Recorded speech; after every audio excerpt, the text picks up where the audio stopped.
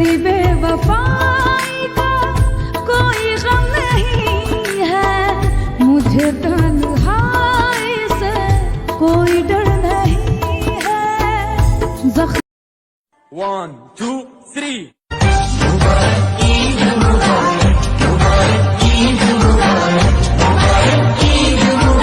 जिए तो जिए कैसे है बिन आपके।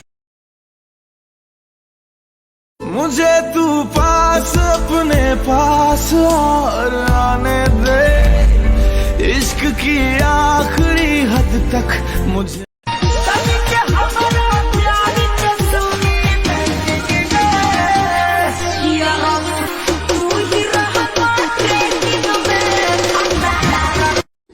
चंद आज बड़ा खुश नजर आओ तरू, का बात बा? लगता क्या तोहरे बिया होता?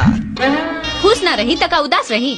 यहाँ एगो तू ही हमके देखे वाला थोड़े बड़ा, बहुत लोग बा देखे वाला। एगो चेहरा के कितना लोग के देखो, घूम फिर के हमरे लगे।